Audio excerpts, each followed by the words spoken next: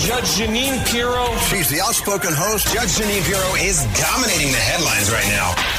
This is the Judge Jeanine Tunnel to Towers Foundation Sunday Morning Show. Now, here's Judge Jeanine Pirro. Welcome, everyone, to the Judge Jeanine Tunnel to Towers Foundation Show. I hope everybody's enjoying their Sunday morning. A little cloudy here this morning, but it's still Sunday, and we still have the whole day yet. So I treasure my weekends. I get a chance to do the things that we all do on weekends, which is basically errands and catching up on things around the house and enjoying family members when we can. So for me, it's every once in a while getting to spend time with my 3-year-old grandson, who is a joy. But for all of you, I hope that you have found joy in your day. For the next hour, 58 minutes, we'll be talking about what's going on in America. And as always, we are armed and ready to serve justice with all my great listeners here on the Red Apple Audio Network. So there's so much that happened in America this week. You know, it seems like there's always a political election going on, but a presidential election is like no other. We've got Kamala now securely in the seat of being the Democrat nominee for president of the United States. And we are seeing a new Kamala, a rebranded Kamala, a Kamala who doesn't want you to know what she's been doing for the past 3 years and 9 months, but would prefer for you to think of her as a fresh face. And folks, that inures to her benefit. There's no question that because a lot of people consider her a blank slate, she is capable and has the ability, I should say, of convincing you that she's going to do all good things. And right now, it's up to Donald Trump to define her, because she is one of the most liberal, if not the most liberal senator in the United States Senate. She is a progressive leftist from California, San Francisco, no less. She is someone who believes that ICE is akin, ICE, Immigration Customs Enforcement, is akin to the Ku Klux Klan. And so she wants to just rebrand herself and come out and tell you that she will do all good things for us. And in the end, it seems that she is trying to take on some of Donald Trump's ideas, specifically with her economic plan saying no tax on tips. Well, isn't that sweet? Donald Trump had said that the week before. And folks, you gotta appreciate the fact that she copied him and said, you know, I want no tax on tips. And then Newsweek comes out and they say, you know, most Republicans support Kamala's suggestion of no tax on tips. Nobody gives Donald Trump credit for it. And now she's come out with the idea that she's going to go after price gouging. But I'd like you to listen to the reality of the economy on her view of how the economy was going under the Biden-Harris administration. Take a listen. And as today's jobs numbers make clear, Bidenomics is working. Bidenomics is not working. That inflation surpassed wages for 25 months straight.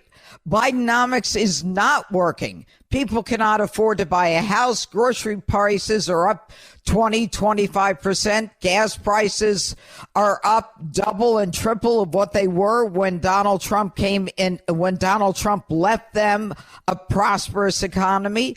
And Kamala Harris wants you to believe that she's going to be able to save the day for all of us. But the truth is now she wants to go after price gouging. Bidenomics is her plan. And she says that price gouging, where prices are too high, is going to be prosecuted. And she claims that the reason the prices are so high is not because of the Inflation Reduction Act and the American Rescue Plan. Both of those acts that she voted the tie vote for in the Senate that caused inflation to skyrocket to up to 9% during the Biden-Harris administration. But what she is doing is she is now going to try what we all know will not work. Price controls failed in Russia. They failed in Venezuela. And the basics of economics are supply and demand. Product control is controlling the production that leads to rationing and waiting in line and having food under government control. It cannot work. She does not know how to handle this economy. And you know who agrees? The Wall Street Journal agrees. The Wall Street Journal on Friday, and you really should read it, pick it up. I'm going to read some of the quotes here from the Wall Street Journal. They talk about the fact Bidenomics did not work, and the economy is a mess, and that, Kamala Harris planning to roll out her economic priorities is not expected to add much to what she's already doing with Biden over the last 4 years. The bad news, and it is that the Biden-Harris economic record, this is the Wall Street Journal, has left most Americans worse off than they were 4 years ago. The evidence is indisputable. And so President Biden can claim that he inherited the worst economy since the Great Depression, but that isn't even close to true. The economy in 2021 was fast recovering from the pandemic as vaccines rolled out and state lockdowns eased. The GDP grew. And all that Mr. Biden had to do was let the recovery unfold. But instead, they passed the $1.9 trillion new spending, and they continued to give money to schools and unions, and pension funds received $86 billion in rescue money. The rest was mostly transferring payments to individuals. It's all a con, everyone. The truth is the Biden-Harris administration's economy was in the tank. Americans didn't want it. Americans thought it was going in the wrong direction. And now she wants to separate herself from Biden, although she said Bidenomics is working at least 6 times in the last year and a half. And in the end, she can't do anything to improve the economy. And if she could, why hasn't she done it? Why isn't she doing it now? She isn't doing it now because it's all about power. It's not about the American people. It's not about you or me. It's about her getting into power and being the president of the United States. Too many Americans are living paycheck to paycheck. Too many young Americans are not able to buy a house. They can't afford a house. Too many families are not able to buy the same food that they bought 4 years ago. And it's all because of inflation. It's all because of people who don't understand the economy. So this morning, we've got some great guests. I've got David Avella, who is the chairman of GOPAC, a veteran Republican strategist who's going to talk about this. And I'm also going to talk about our friend Sid, talk with our friend Sid Rosenberg from WABC, who is my favorite host on WABC. I like him even better than myself because he is great. And so we're going to take this apart little by little this morning on the Judge Jeanine Tunnel to Towers Foundation show. And so stay with us. Can Kamala do it? Can she separate herself from Biden? Will the American people buy it? And what does Donald Trump have to do to turn this blank slate that she is apparently to a lot of Americans into the reality of who she is? So never forget, that's a commitment that we made on 9/11. Honor it by donating $11 a month to the Tunnel to Towers Foundation at T2T.org. That's T2T.org. And up next here on the Judge Jeanine Tunnel to Towers Foundation show, I will be speaking with David Avella, who is with GOPAC and is a Republican strategist. He is on the ground. He is a guy who's been doing this for years, and I want to find out, will the American people believe this con? Coming up right here on the Red Apple Audio Network. Now, it's time for Protecting Your Investments, sponsored by Colonial Metals Group. Here's Judge Jeanine. Hi, I'm Jeanine Pirro, and this is Protecting Your Investments, sponsored by Colonial Metals Group. Today, we're talking about the economy and who best to steer the economy for the next 4 years. And one of the most important things you can do is take charge of your own economy with Colonial Metals Group. It's the Judge Jeanine Show.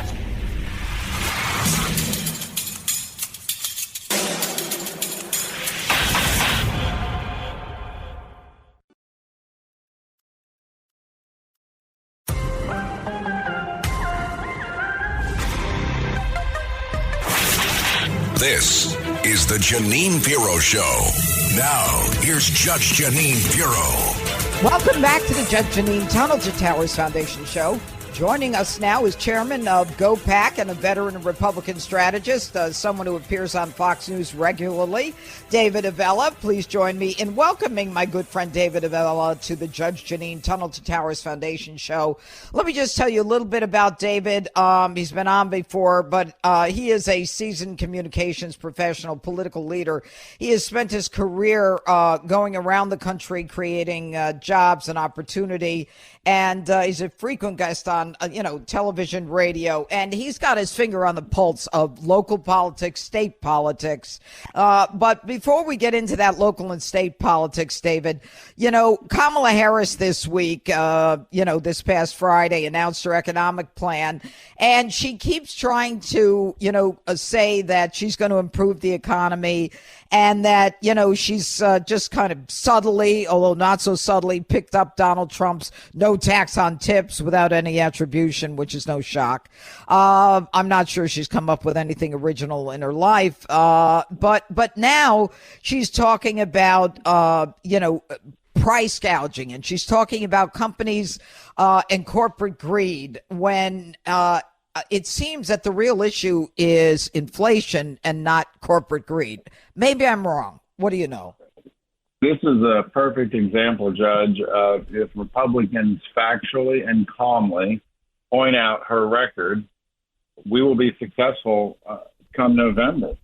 Think about the fact that it was her deciding vote in the U.S. Senate that brought about the Biden economic plan that they claimed would not increase inflation, and that's exactly what it did. Had she not voted for it, that policy would not have passed. That legislation wouldn't have gone through. Yeah, the American Rescue Plan, $1.9 trillion. That's exactly right. And if you think about the fact that Dave McCormick in that Pennsylvania Senate race is already picking up on this and tying Bob Casey and Kamala Harris together for being those key votes. And Casey saying it wouldn't increase inflation, and the vice president saying it wouldn't create inflation. And that's exactly what we're seeing. I mean, 20% increase in food, 50% increase in gasoline. I mean, go down the list of all the things that Americans have to buy on a daily basis, and they're more expensive under Biden-Harris. Well, there's no question about that, the change. And I think all Americans recognize that, it is more expensive to live now, that inflation is essentially a hidden tax where, you can't live as well as you did 4 years ago. And, I was mentioning in my opening that the Wall Street Journal this past Friday talked about the fact that Kamala Harris and Joe Biden pretty much wrecked the economy. And this is the Wall Street Journal, and that her plan is not much different than the last 4 years of Bidenomics that she says has worked for the American people. But, the idea of price gouging, the supermarkets that she's talking about with food, I mean, their margin profit is like 1%. Have you heard that? Yeah, it's ridiculous. Companies across the country are seeing that profit margins are down. And the Trump campaign doesn't need my advice, but you look at where are their strengths with voters on issues, and they decisively say they would rather have Donald Trump over the vice president on economic issues, that they trust him more. They trust him more on the border policy. They trust him more on tax policy. I mean, go down the list. And these next 70-some days should be all about that. But David, and this is where I would plan on going with you, with respect to the economy, those numbers are so tight, they're almost indistinguishable. I mean, she hasn't done or said anything, and yet she's tightened the numbers on the economy. She's saying she's going to secure the border. In 2019, when she ran for president the first time and never even made it to Iowa, she said, the first thing I do when I get to the White House is I'm going to secure the border. Well, she's been in the White House for 3 years and 9 months. What has she been doing? Well, there is no question she is benefiting from an enthusiasm gap that, Democrats have come home and they're excited now. They weren't excited about President Biden, but they are excited about the vice president. And this week is the Democratic convention, and her numbers might get even a little bit better. Mm-hmm. That's why, take it all the way back to what I said in the very beginning, if we calmly and factually point out what has happened under the Biden-Harris administration, we're going to be successful because it doesn't match up. And as independent voters and persuadable voters and even soft Democrats start really thinking about it, they're going to say, wait, all the things that are causing me problems in my daily life, from a government policy perspective, they came because of the Biden-Harris administration. Yep. And, she talks about, we're bringing in new jobs. Most new jobs are going to immigrants. That's the crazy part of this, that, it's almost like smoke and mirrors. And David Avella, you're the one who's on the ground. You're the one who goes around the country. You're the one who handles these statewide races. I mean, what are people saying around the country? They've got to be shocked that this woman who cackled for three and a half years is all of a sudden tightened the race. I mean, are people worried about it? There's no question. People are concerned. It doesn't mean that partisan Republicans are switching their vote or partisan Democrats are switching their vote. What it does mean, Judge, though, is that there are those voters in the middle that always decide the election, that are going to decide based off who they think is going to make their life easier, safer, or better. David, hold on one second. David Avella, we're going to break, and I want to come back and finish this conversation on whether or not Kamala Harris can con the American people. Stay with us.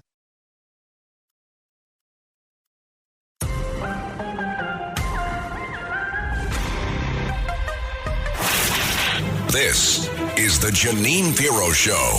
Now, here's Judge Jeanine Pirro. Welcome back, David Avella, Republican strategist, chairman of GOPAC. David, we were just talking about Kamala. Let's continue the conversation. I want to go back to something that you said. I agree. I think that for Kamala, she has to do a redo of the 2020 basement campaign because, David Avella, the potential gain to her doing a long-form interview doesn't outweigh the potential downside of a tough question, like with Lester Holt. Have you been to the border? Have you been to the border? I haven't been to Europe. I still can't figure that one out. And so they're going to limit her exposure. And you know what, David? You've been in politics for how many years? Well, Judge, I'm still that spry young age, but I've been doing this for a bit. Yeah, we both have, David. Okay. So, I mean, we both know that, she can go out there and she can, limit her exposure and not explain or even say what she's going to do or why she's reversing the policy, because hard politics, she's benefiting without explaining anything. So you say to yourself, it's not about what's right. The legacy media has already let her get away with not saying a word. Jim Acosta, big deal, says, oh, don't you think she should do an interview? Well, she'll do an interview. And that's it. So the press is not going to call on her, and this is a different race completely. And we'll see. I mean, what is Donald Trump, besides, reminding people of how things were when he was president? How should he be treating Kamala at this debate? As we've been talking about, he needs to factually and calmly point out the fact that prices are up in America. The border is in chaos. And a pivot to what he's going to do, what life will look like after 4 years of a second Trump administration. The back to the basement strategy for just a second. The reality is that they're at 37% for a reason. When people hear them talking about Biden and Harris, talking about their ideas on the economy and on the border, they disagree with them. So the more they're out there talking, the more they're losing votes. Yeah. Well, I hope it's that simple. My fear is that with the numbers coming up with the Gen Z and the millennials, Donald Trump going out there and doing an hour and a half. Gen Z and millennials are used to just scrolling. They get everything off of their iPhone, right? And so they're not really focused. They just look at a quick, image or a quick video, a meme, and then, oh, that's it. I like that. So she has closed the gap by 8 points on the economy. Trump was up 14. Now he's up 6. That's what it is. And we hadn't, and that was before we even heard her economic speech. So my concern is the border and whether or not the American people will tie her to the border, in spite of the fact that she's now running ads that say, I was a border prosecutor and I was hard on border crime and gangs and drug trafficking. She's going to play the prosecutor role when, as the attorney general and as the senator, she was in charge and not in charge, but supported the Minnesota Bail Fund, defunding police, no cash bail, let them out, let them go out again. She personifies the don't enforce the law prosecutors that the left have put in across the country, and it's had devastating effects in a lot of cities and quite frankly on their economies. And that has to be pointed out. We can't allow her to paint a picture that is not reality. You put a good point on is that Dems are enthusiastic and they have helped close the gap, but we're in this fight too. And we have to make sure we get a say, and we've got to make sure that folks who support Donald Trump are getting their ballots and casting them, whether they do that on election day, whether they do that early, whether they do that absentee. They got to cast their votes. And we need to make sure that people have their ballots and get them returned or turn out on election day. Yeah, that is so important. And Laura Trump and Michael Whatley at the RNC are working on that. And hopefully, I'll tell you, David, with all the issues that are going on, David Avella, to then have to worry now about the ballot itself and the election itself. But it's a very interesting race, a rebranding of a person who is a leftist, and who has proven that she cannot do anything to help the economy or stop the influx of illegals or do anything about migrant crime. And it's going to be it's almost like smoke and mirrors at this point. What is your biggest concern, David, before I let you go? Turnout operation. Republicans have to turn out. Elections are decided by who shows up. Mm-hmm. Voters have to actually cast their vote. And I would not say this is a concern. I would say this is a must. And the Trump campaign and all the Republican allies have to make sure that we are factually and calmly pointing out her deficiencies. And it was her policies that she has supported that caused inflation, that caused border chaos. And they're not going to get better under her, while at the same time pointing out what 4 years after a second Trump administration would look like. We do all those three things, and those are three big things. I'm not diminishing any of them. We do those things where Republicans are going to have the White House and the Senate and the U.S. House and a lot of victories at the state and local level. David Avella, you know why I love you? I love the fact that you are confident. I mean, you have to run scared all the time. And when you see what's going on and the changing landscape and the ability of a candidate like Kamala Harris to literally change headlines, literally in Google, to change them. And none of the media even complains about it.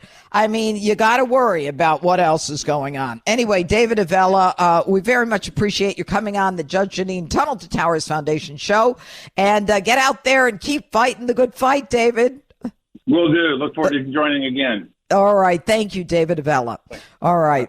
Great guy, everybody. I worked with him for years. He's a terrific person, a terrific strategist. Anyway, never forget, that's the commitment we made on 9/11. Honor it by donating $11 a month to the Tunnel to Towers Foundation at T2T.org. That's T2T.org.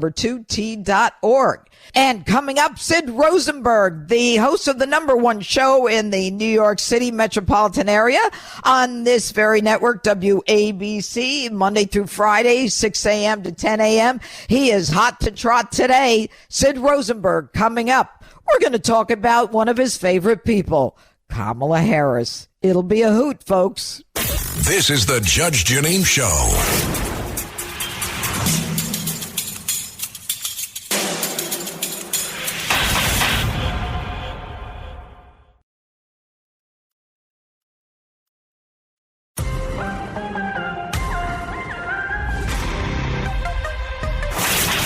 This is the Jeanine Pirro Show. Now, here's Judge Jeanine Pirro. Welcome back to the Judge Jeanine Tunnel to Towers Foundation show. Joining us now is the man himself, Sid Rosenberg of the #1 show on WABC, Monday through Friday mornings from 6 a.m. to 10 a.m. Sid, how the hell do you do it for 4 hours? I don't know. You know, the 4 hours isn't even all of it, because don't forget, Jeanine, I'm up at 3 a.m. I get picked up at 4 a.m. every morning. I'm in the city at 5. I start at 6. Show ends at 10. Then I've got commercials to cut, other stuff to produce. I'm done by about 11. And then my day's not even close to being done. I got 2 kids. I go to the gym. I take them out for dinner. I mean, my days are literally 20 hours long. Know, it's terrible. And, you know, the truth is, like, it takes me an hour and a half to get home from the city, usually an hour and 15 minutes. But it's getting crazier now because I used to run. Now I kind of do a fast walk. But now it's getting dark earlier, and that's really starting to upset me. I don't know who to sue. Who can you sue? Yeah, Eric Adams. Well, I got to tell you, Eric Adams, the mayor of New York, this is syndicated now. He's in a bunch of trouble, don't you think? He is. I mean, look, anytime the FBI comes knocking, it's not a good thing. And, you know, we know, of course, that he went after the campaign folks in his campaign, but now they came for him. And look, it all comes back to money and Turkey and foreign money. That's never good. And now, we're not talking the turkey bird either. No, we're not. Talking the Menendez kind of turkey. Right. You know, what's with these people? I don't get it. But anyway, let's talk about America. Leave Turkey out. Who did Menendez work with? What was his deal? What country was he working with? Egypt. Egypt. Egypt, yes, that's right. Yes, so he's out, and he was replaced actually a couple days ago on Friday. He's done, and he'll probably go to prison. You see, I don't know if Eric Adams will ever go to prison, but Bob Menendez, he's going to be wearing an orange jumpsuit. Trust me. Yeah, it's a sad commentary. You know what? I think Sid Rosenberg from WABC, I think that the problem is that these people get too comfortable in politics. They stay there too long. And it's all about term limits. And if we could get them the hell in and out, and they realize this is not a retirement plan, this is not a plan where you can tell your family, listen, buy the land near that road because we're going to be, you know, bumping things up. But let's talk about Kamala and her economic plan. It's Sunday now, and she's laid out her economic plan. The Wall Street Journal on Friday really slammed her and said, you know, you've been part of this disastrous Bidenomics, and now you want to copy Donald Trump. I mean, what's your thought? That's it. I mean, I actually had the opportunity to spend time with the president on Thursday at Bedminster. Oh, yeah. How did that go? Oh, it was fantastic. I was actually there, Jeanine. You'll appreciate this. He's got a bunch of coalitions. You know, he's got the African-American coalition, the Gen Z coalition. So I am a part now of the Jewish Voices for Trump coalition. And we had some of the most powerful rabbis and business people and influencers and radio people, Jewish people at Bedminster on Thursday. And he made that speech for us, him and actually Miriam Adelson, the wife of the great late Sheldon Adelson. So, but before that, he did in both speeches talk about his economic plans. And the truth is, yes, she's going to copy him. She has nothing else out there. And he said what he said on Thursday was brilliant, which is, wait a second. We were told for basically 3 years how great Bidenomics is, how great this country is doing. Now it's a mess. Now she needs to fix it. How's she going to fix it if there is no plan? The plan is, like you said, to steal every policy from Donald Trump. If that's going to be the case, just vote Trump. Yeah, well, and you know what? Plus, how do you believe that? I mean, are Americans that gullible? Are Americans willing? They know the economy sucks. I mean, we get the numbers every week. And so do they not realize that she's partially responsible for this? That it's her administration? She's the one who said Bidenomics works. It works. It's working. You know, I mean, come on. I mean, please tell me the American people are smarter than that. I can't tell you that because TDS is a real thing. And I see it every day. I've got my own sister, my oldest sister. I love her dearly. She wouldn't vote for Donald Trump in a million years. She's a Jew, mind you. Her husband, Harry, my brother-in-law, his parents are Holocaust survivors. Oh. She knows the economy is no good. She knows this administration hates the Jews and the Israelis. She wouldn't vote for Donald Trump in a million years because she hates him. And the bottom line is there are still millions and millions. The question is, are there 70 million that still hate him? Hopefully there's only 50 million that hate him. But TDS is a real thing, and Americans who know better will still vote against Donald Trump. They'd rather pay more for bread, pay more for eggs, not be safe in the streets because it means no Donald Trump. That is a sad commentary on the American voter. And it's a sad commentary on the children of the American voters who are going to have to live with this so-called price gouging. And we're going to take care of those supermarkets. You know, they make more than 1% in profits, and we're going to end it. We're going to make you Venezuela.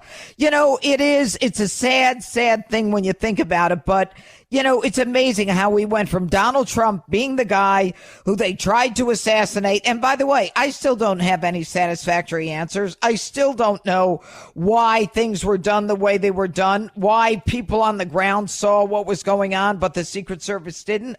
I'm not satisfied with what they said and with their answers. Are you? No, God, no. We found out on Friday, of course, that the body of Crooks was the person cremated. Right. They cremated the body, so we can't get evidence from there. And my friend Lynn put out something on social media this week, which I found funny, but it's really not funny, but it's true. Do you know that when Will Smith slapped Chris Rock across the face, that lasted longer in the news cycle than President Trump nearly being murdered? That's where we are. This leftist liberal media, they are domestic terrorists. That's not an exaggeration. That's not Sid being some crazy Republican. They are domestic terrorists. When a former president, maybe future president, is nearly murdered on stage in front of millions of people, when that gets less news than two actors yelling at each other at the Oscars, you know what this country's become. Why are they so afraid of him? I mean, I know what the answer, you know the answer, but you know, if he had turned, I mean, his brains would have been on that platform. You know it, and I know it, Sid. And then Google tries to say, well, you know, we had to erase it. It was AI. It was a problem. And yet Kamala Harris, she can change her headlines in a minute, and everybody's good with it. It's crazy. It's crazy. And Donald Trump, they try to erase the fact that they tried to assassinate him, as though it wasn't anything worth talking about. The fact that he's still walking around is amazing to me. It is, but there's one thing I want to talk to you about, which, and now I'm kind of taking over your show. I'm sorry. Good. Do that. I take over yours whenever I can. Right. And you were on my show last Wednesday. You're on every week. You're a joy, a treasure. And I got to tell you something I've been talking about all week. I had the discussion with Maria Bartiromo, with Bill O'Reilly. I'm a big name dropper. And so what I say to everybody is, and even Corey Lewandowski stole this from me. He stole it from me. I've been saying for months, and I mean for months, let Trump be Trump. Let Sid be Sid. Let Trump be Trump. He spends 30 minutes delivering all this great policy. Then he spends maybe 2 minutes calling Harris stupid, and all you hear about is, oh, all Trump does is badmouth. Come on. No, he doesn't. It's a very, very minute part of all of his rallies. But he says it, and that's what they're bitching about. Yeah, but Republicans are bitching about it, Jeanine. Yeah. I don't care. I expect Mike Barticle to do it, not Bill O'Reilly. Why are Republicans attacking our guy? Oh, because we're afraid he's going to lose. Bull. I don't buy it. Leave him alone. Well, anyway, keep telling the truth, Sid Rosenberg. We love having you on, and I will talk to you this Wednesday at 9:15, although I must tell you, I liked being on Thursday at 8:15. It kind of got me charged up. Well, we can change it. We can change it for you. Yes. Yeah, I like Thursday are great days. They really are. Listen, you call the shots in this place, okay? Oh, yeah, give me a break, You're the Sid best. Rosenberg. Hey, you know what? We got to get Katz to take us away on vacation on one of his yachts or something, you know? Now you're talking. I mean, we got to. It's time we unionized and said, hey, you know what, John? You got to take us for a ride on your big boat. Right. All right. Right. In Greece. I love you, Judge. Thank you, All right. Judge. Love you Thank more. you. Thanks for joining me. Take care. Sid Rosenberg, everybody. We love him. You can catch him every Monday through Friday, 6 a.m. to 10 a.m. on WABC. He's the #1 radio show. And right now, we are pretty much at the point where I do my closing statement. It is coming up next. But before that, never forget, that is the commitment we made on 9/11. Honor it by donating $11 a month to the Tunnel to Towers Foundation at T2T.org. That's T2.org. Folks, it's worth it. And up next here, I'll gavel out with my closing argument on the Judge Jeanine Tunnel to Towers Foundation show. Okay, now it's time for me to gavel out with my closing argument. You know, I didn't spend any time talking about this today, but I got to tell you, something really significant happened this past week. And that is the feds bringing charges against 2 doctors and a ketamine queen in the so-called ketamine queen in the death of Matthew Perry. Now, why is that significant? Why is it worth talking about? You know, too many people are dying. We hear it all the time from fentanyl and from overdoses that really are not overdoses. They're poisonings. And it's about time that those individuals who are willing to inject other people with controlled substances over which they have no right to inject or to sell these substances to people are brought to account, not just for drug charges, but for homicide charges. Too many Americans are dying. Fentanyl is killing them. And I hope that this case of Matthew Perry sends a message to those doctors and those drug dealers like that ketamine queen or whatever she's called, that you get involved in selling this stuff, you're going to be accountable for the deaths that occur as a result of it. That's something that we have to look at more seriously. But as they keep defunding the police and they keep cutting back on police resources and keep tying the hands of police, then we know that we're not going to be in a situation to be able to handle this. But in any event, we're out of time. Make sure you join us right back here next week. Same time, same place for the Judge Jeanine Tunnel to Towers Foundation show. Make sure, folks, if this is a big election, make sure that you study. Don't just listen to one person or 2 people. Do your own research. We're in a real mess here. The country is dying economically. We've got problems with immigration. We can't afford the influx. Immigrant crime is out of control. We've got to take care of ourselves, our families, and the future. Take care. Have a great day, everyone. God bless.